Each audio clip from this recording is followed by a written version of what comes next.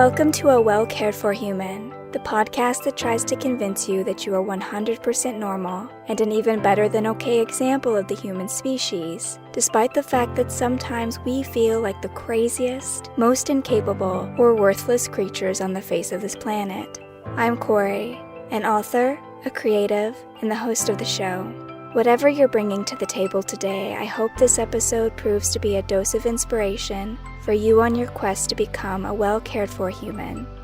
You can find the episode show notes, your free wellness blueprint, and more at awellcaredforhuman.com. And as always, thank you for listening.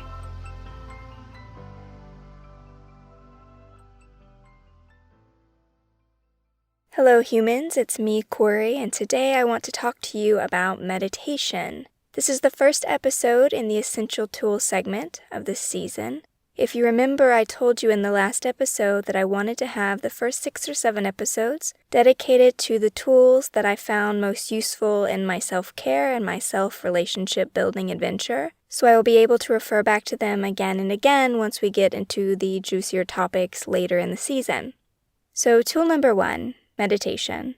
I really hesitated to begin with meditation because when people hear the word meditation, it brings up a lot of feelings for people. They're like, oh my god, no, anything but meditation. I cannot meditate. I cannot sit on a cushion with my feelings for even 5 minutes, let alone half an hour.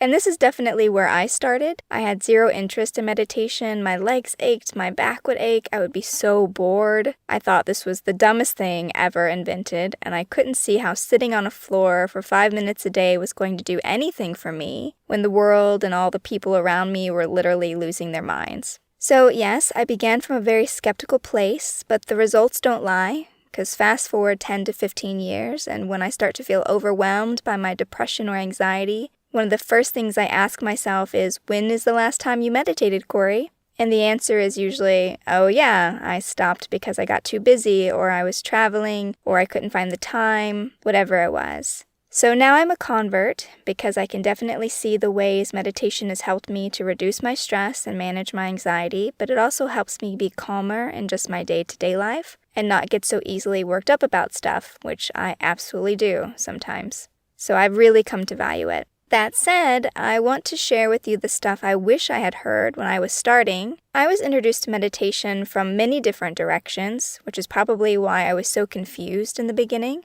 There was a 10-minute meditation at the end of a yoga class that I was taking, and the instructor basically says, get a cushion, close your eyes, let your thoughts go, as if any of that meant anything to me. I received a more comprehensive education from the audiobooks and tapes of Pema Chodron, a Buddhist nun from the Mahayana tradition of Buddhism. She's a white lady born in America, but then after her second marriage kind of fell apart, she was looking for ways to cope with her grief and her jealousy and all the feelings that she had from essentially being abandoned by her husband. And eventually, through trial and error, she ends up becoming a Buddhist nun who specializes in helping Westerners be less neurotic. So basically people like me. I also encountered meditation when I was training for my black belt. I studied Aikido and Wei Chi Ru for many years, which is a Japanese form of martial arts. And there's a bit of meditation in there and how you connect with the body in order to move it better and to sort of control your mind, the fear you experience when you're fighting, that kind of stuff. This meditation coming at me from every angle period of my life was both a good and a bad experience. On one hand, it was very clear to me that the universe wanted me to meditate, but on the other hand, there wasn't any clear sense of how I was supposed to do this. Like, even the positions varied. Some meditators were on their knees with their legs together, with their feet tucked under them. Others were sitting on their butts with their legs crossed in front of them. Maybe their hands could be on their legs. Maybe their palms were up or down. Their eyes were open or closed. And so I had no idea what I was supposed to be doing, or even what a meditation practice was supposed to be providing me at the end of the day. It's like, y'all want me to invest this energy in this practice, but like, why? What's going to happen? So for all of these reasons, it took a really long time before I figured out what kind of meditation worked best for me. Me, being someone from a traumatic background, someone who has a lot of anxiety, emotional turmoil, negative thought spirals, things like that need to be managed. Someone who is susceptible to stress and overwhelm and feeling like I do not have enough hours in the day to do all the things I need to do to be healthy and happy. In knowing these things about myself, there were 3 meditations in particular that ended up being the most useful to me. So I'll break them down for you now. Number 1 was awareness meditation. Number 2 is Tonglen. Tonglen is from Buddhism. It's spelled Tonglen. And that's something that Pema talks a lot about, so you can find more in-depth explorations of Tonglen if you look into her work. And I'll also have a link to Tonglen practice in the show notes if you want to check it out. But today I'll just be giving you my speedy version. And then the third meditation is gratitude. Awareness, Tonglen, and gratitude meditation. These were pretty much the most useful and versatile meditation practices for me. I use them all the time for a variety of situations and also for daily maintenance. Sometimes I do all 3 in the same 30-minute session, or just 1 or 2. It really just depends on what I need and how I'm feeling when I sit down to meditate. So let me explain a little more what each one entails. Awareness meditation is probably what people think of when they think of meditation. It's the go within sort of stuff that we see in martial arts movies. But in practice, it can be either internal awareness or external awareness. For internal awareness practice, I'll look into my mind, at the thoughts I'm having, the emotions I'm feeling. For an external practice, my focus will be something around me. It could be my breath, the birdsong outside my window, the sound of a train in the distance, whatever. Just something that I can keep returning my attention to while I'm sitting. External awareness practice is the gateway to mindfulness, by the way. More on mindfulness later.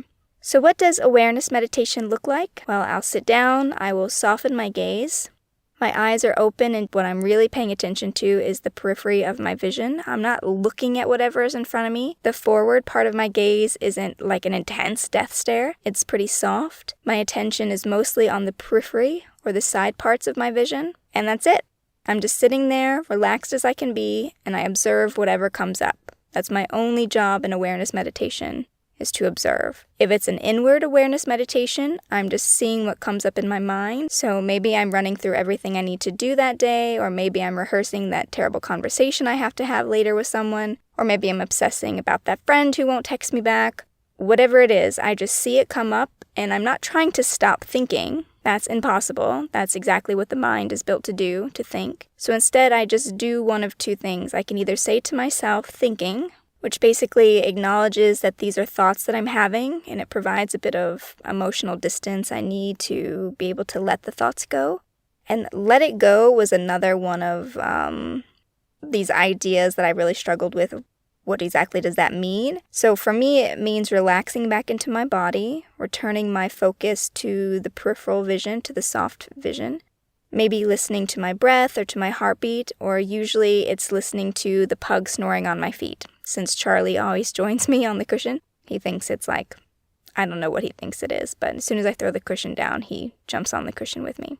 And that's it for internal awareness meditation. I just repeat this seeing, noting, letting it go cycle for as many times as I have to until my timer goes off.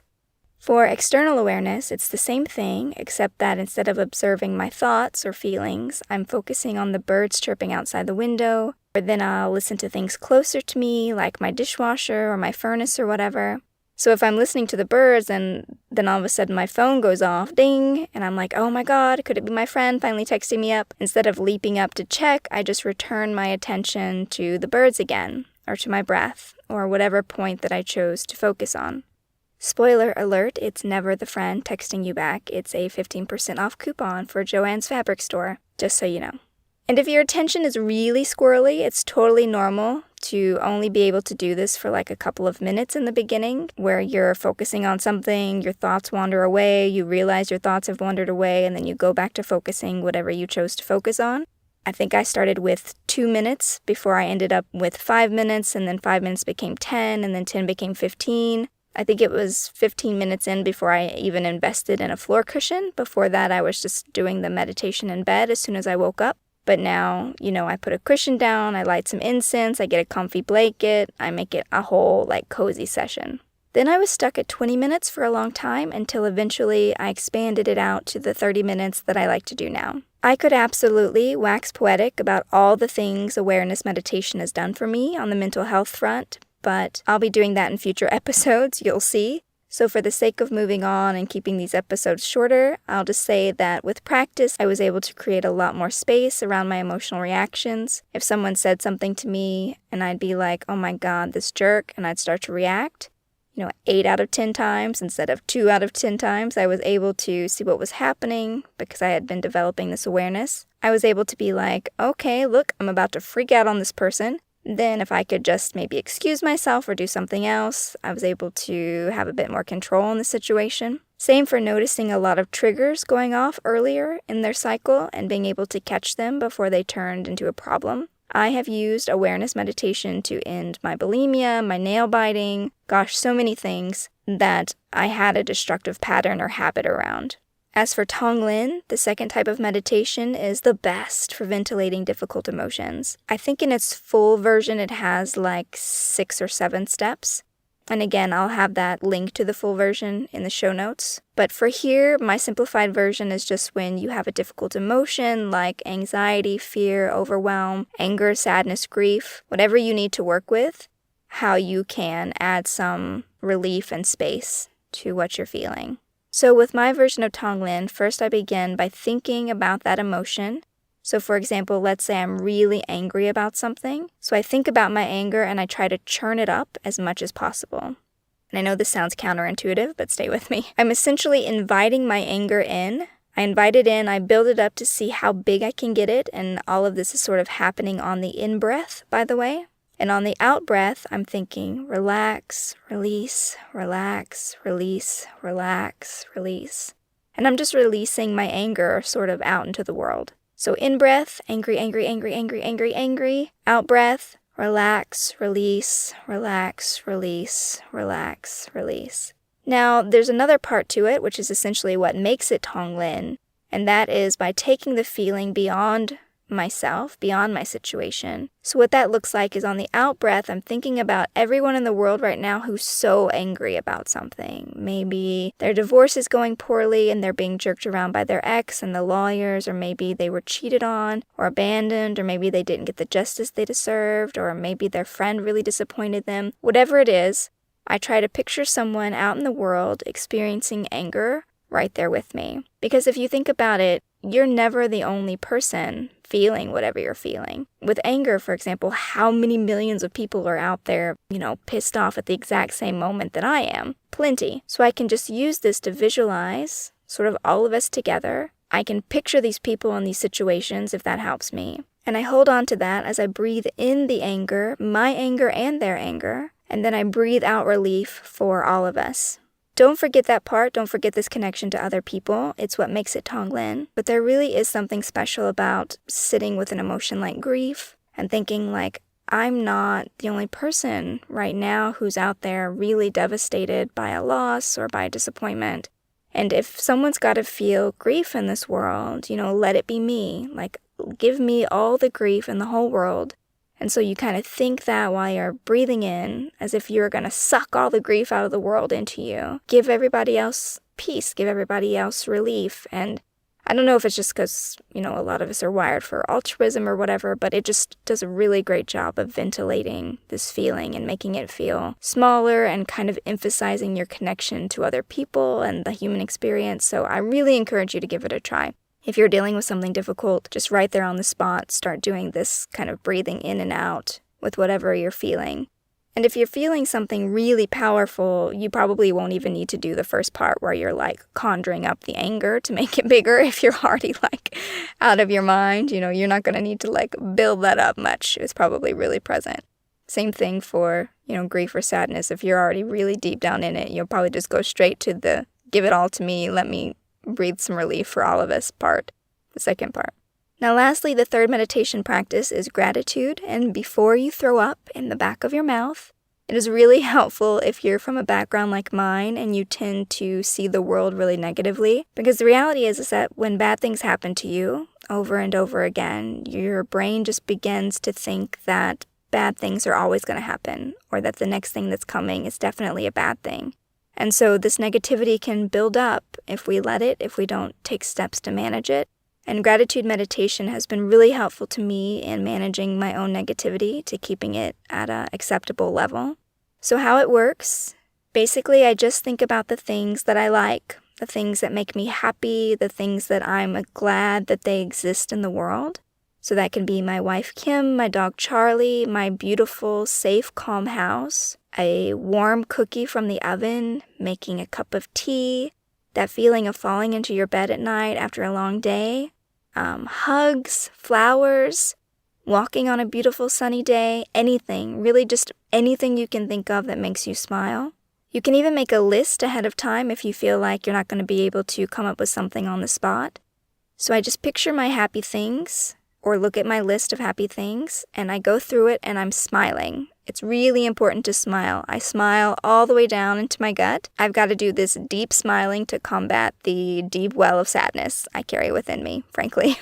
And you might think this sounds insane, just sitting on your cushion thinking happy thoughts and smiling down into your guts, but wait until you try it and you will feel even crazier than it sounds. But no, seriously, if I'm having a really low day, this at the very minimum will shift me to a more workable state so that I have a bit more willpower and energy to kind of just make it through. It's not like I hop off the cushion and all my problems are gone. That would probably be like demonic possession. And maybe you did something freaky with your incense before you started. I don't know. But it does just add a lot of space around difficult feelings. Or even if you were just having a totally fine day and you do gratitude meditation, you're just a little perkier afterwards. And there's already a lot of evidence that shows that when we smile, even when it's fake, if we smile long enough, that we do make physiological changes in our body. So our body will begin to feel happier, even if we were not happy and we were faking. It was a study where this woman had people hold pencils in their teeth, so they were essentially forced to smile because of the shape your mouth makes if you hold a pencil between your teeth. And then they tested their blood before and after to see if they were, in fact, demonstrating happiness on a cellular level, I guess. I'll link to that study in the show notes of this episode if you want to learn more. So I take my seat. I usually have a personal goal of meditating 30 minutes a day, so I build a kind of sequence based on where I am at any given time. If it's a normal day, I might do 25 minutes awareness and 5 minutes of gratitude. If I've got an annoying but not overwhelming emotion, I might do 10 minutes awareness, 15 minutes Tonglen, 5 minutes of gratitude. Or if the emotion is huge and I think I'm going to absolutely lose it on someone if I don't get myself together, then I'll probably do 5 minutes of awareness, 25 minutes of Tonglen, and then the gratitude can wait for tomorrow. If, on the other hand, my negativity is really out of control and I'm complaining about everyone and everything, then it better be probably 10 minutes awareness and 20 minutes of gratitude. Now, if you're just starting out, I recommend that you focus on awareness meditation, pretty much for anything under 10 minutes. That's just my personal opinion. Leveling up my awareness has had huge benefits for me personally, managing big emotions as well as negativity, breaking bad habits, being aware of what I need and what's happening within me. So I definitely recommend you start there. And also try to make your meditation practice fun if you can. Like I said, I light some incense. I have a special cushion. Charlie, my pug, knows what's up. As soon as I throw my cushion down, he settles in on his cushion because, yes, I have to put down a second cushion for my dog or I have nowhere to sit. And we snuggle under a blanket together and it's just like a nice little interlude to the morning. But if you're thinking, oh my God, I do not have time to do 30 minutes with cushions and incense and all of that, it's totally fine. Like I said, just do a minute or two in the morning as soon as you wake up. Before you get out of your bed, just breathe and practice awareness. And then again at night, 1 or 2 minutes in your bed before you go to sleep. You'll just have to not get on your phone right away. Or spend, 2 minutes less on your phone than you would normally. Okay, so that's it for meditation. I really hope it was helpful, and I will be back in the next episode with your essential tool, journaling, and all the different ways you can use journaling to work with your mess of a mind. This episode of A Well Cared For Human was written and produced by me, Kory Marie. The music was by Late Night Feeler and Esther Abrami. If you like what I'm doing here, please consider visiting my Patreon. For as little as $1 a month, you get early ad-free access to the episodes, as well as a monthly patrons-only Q&A, bonus videos, and more. Not to mention that your Patreon support lets me know that you find value in the show and want it to continue. You can find me on Patreon by visiting www.patreon.com/Kory Marie. If you can't support the show financially, that is okay. You can still subscribe to the show, leave a review of the show, and recommend the show to your friends, not just the neurotic ones. All of this helps so much. And as always, thank you for listening.